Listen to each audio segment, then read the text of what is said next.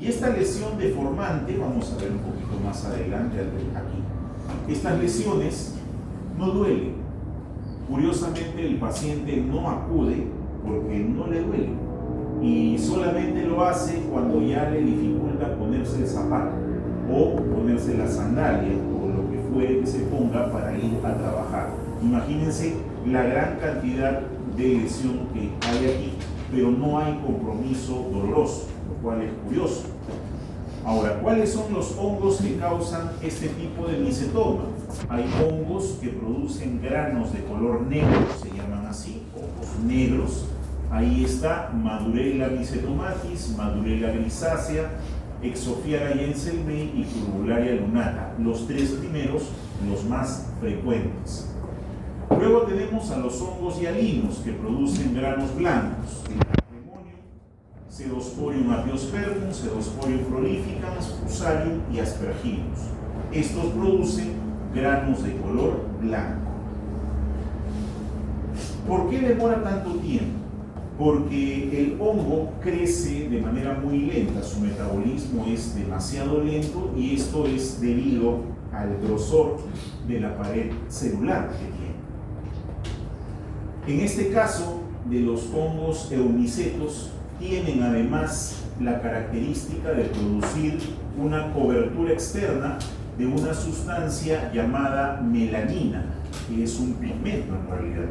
Esa melanina tiene varias propiedades, dentro de ellas la propiedad de ser antifagocítica, o sea, bloquea la fagocitosis, lo que hace la respuesta inmunitaria ineficaz. Es por eso que la lesión crece tanto y produce acumulación de neutrófilos, más no destrucción de la lesión o del hongo por el neutrófilo, solamente se acumulan. Entonces, cuando hacemos un corte histológico de estas lesiones, voy a encontrar abundantes neutrófilos alrededor de la lesión.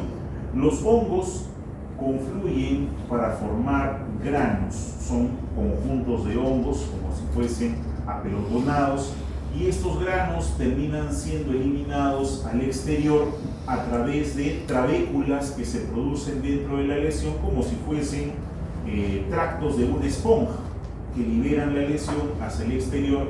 Esos tractos reciben el nombre de fístulas. Ahora, una vez que se desprenden estos granos, se forman estructuras parasitarias y se producen colecciones de pus.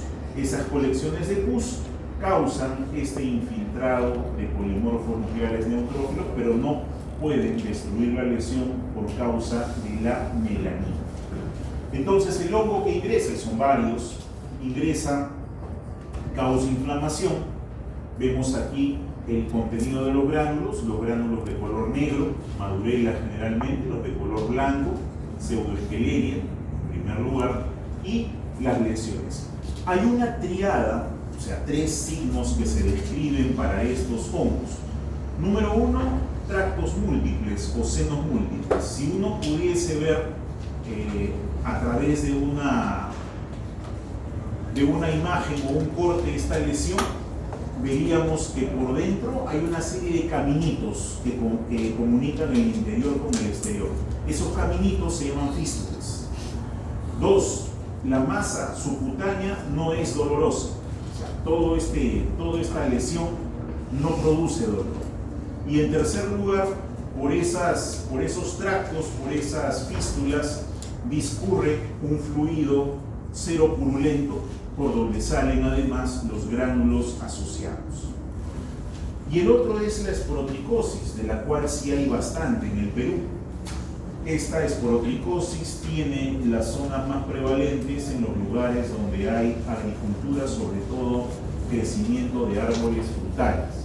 Estamos hablando de pacientes que por su propia actividad, agricultura generalmente, están asociados a traumas con espinas de plantas o astillas de madera, inclusive con caídas encima de estas estructuras contaminadas. El hongo causal es el hongo perteneciente al género Sporotrix, y hasta hace 10 años solamente se conocía una especie, que era la especie Shen. Ahora hay 10 especies más, pero todas comparten la característica de ser un hongo micelial que además tiene reproducción sexual y asexual y que se caracteriza por tener una pared celular bastante gruesa, compuesta sobre todo por quitina y por glucanos de estos tipos beta 1,3, beta 1,4, beta 1,6. Y los nombres del beta 1,3, 1,4, 1,6 corresponden a los enlaces que tienen los azúcares glucanos a este nivel. Y por una capa que está compuesta de manosa y de péptido, lo que le brinda además resistencia frente al sistema inmunitario. Estos hongos suelen crecer en la naturaleza como hongos saprófilos. Crecen sobre todo asociados al material en descomposición de origen vegetal, pero pueden pasar a formar parte de la estructura de nuestro cuerpo siempre y cuando haya una herida de por medio. Dentro de sus factores de virulencia destacan la pared celular, que es gruesa, como vimos, formada por glucanos, quitina y también por mananos más péptidos. La melanina, que es producida como factor antifagocítico. Los sideróforos, que ya sabemos que son estructuras que facilitan el secuestro del hierro, al igual que las bacterias, los hongos utilizan el hierro como parte de sus procesos metabólicos, y otros como el ergosterol, que es característico de su membrana celular, el polimorfismo genético, que les permite adaptarse a diferentes ambientes, el dimorfismo, que les permite tener dos formas, en la parte ambiental como IFA y en la parte a temperatura de 37 grados en el cuerpo como levadura. Tienen además adhesinas específicas para carbohidratos, tanto de la parte subcutánea como de la parte cutánea. Poseen enzimas como la catalasa, cuya función principal es actuar en contra del estallido respiratorio del neutrófilo, la superóxido dismutasa con el mismo fin, y las proteinasas que les sirven para invadir tejidos más profundos. Todos estos factores de virulencia contribuyen a que este hongo pueda invadir planos profundos, y a esto le sumamos la formación de biopelina. Ahora, si tuviésemos que resumir los factores de virulencia, aquí tenemos cuatro. El dimorfismo es un factor importante.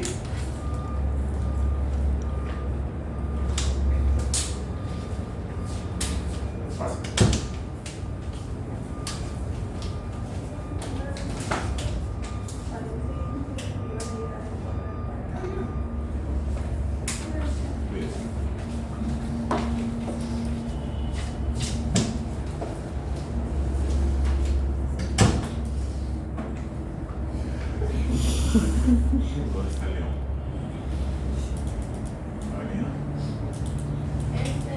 Le he escrito en su correo, ha tenido una presentación. Gracias, Lucero. Dimorfismo fúngico, característica del hongo para poder crecer en el ambiente como IFA, en el cuerpo como levadura. Producción de melanina, factor antifagocítico. Proteínas extracelulares, sobre todo proteinasas que garantizan la invasión a tejidos más profundos, y la rhamnosa, que como hemos visto forma parte de la pared celular.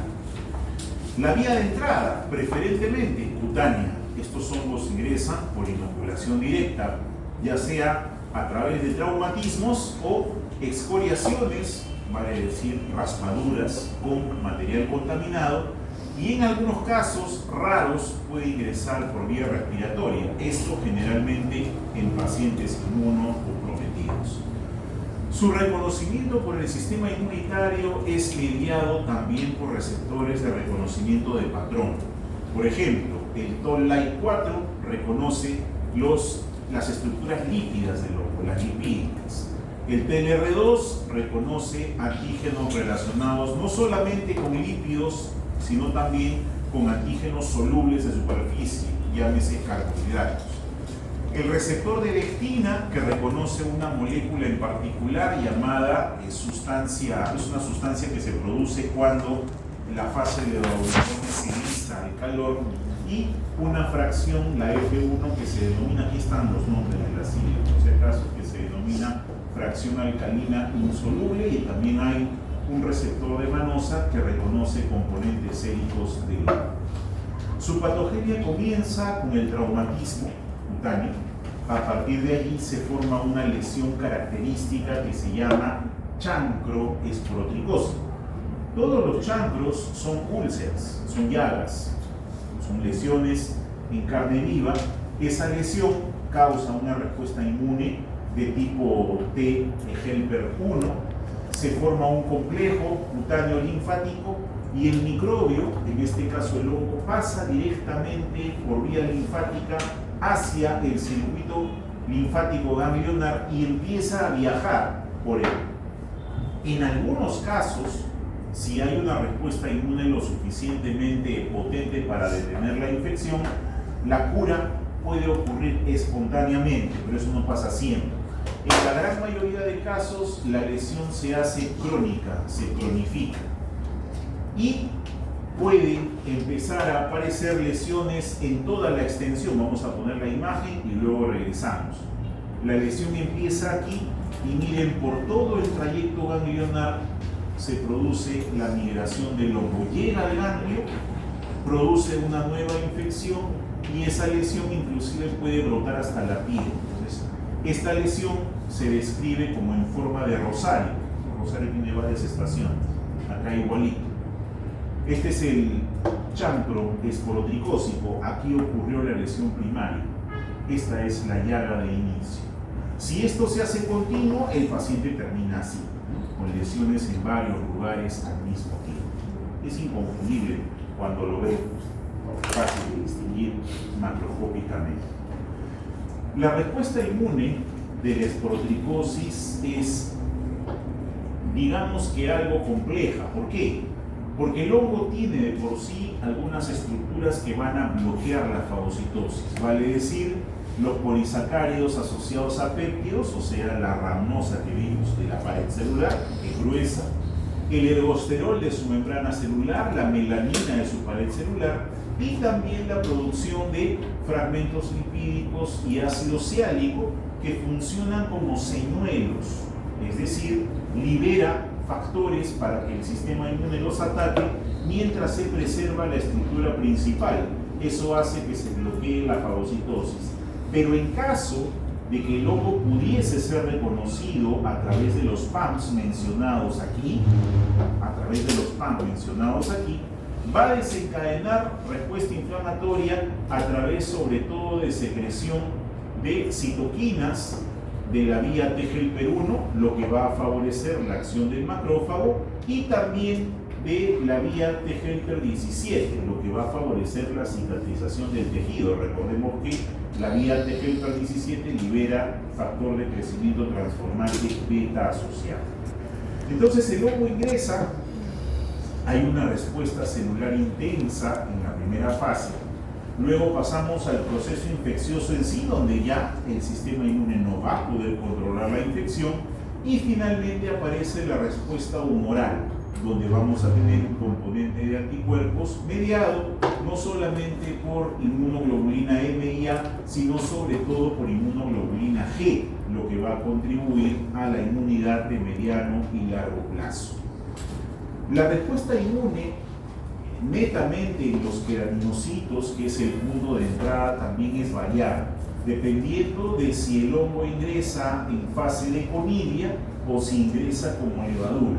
En ambos casos, el reconocimiento microbiano se da por los mismos receptores PRR y la respuesta inflamatoria es similar, teniendo un componente más intenso cuando es por conidia, mientras que cuando es por levadura la respuesta suele ser atenuada. Finalmente, la esporotricosis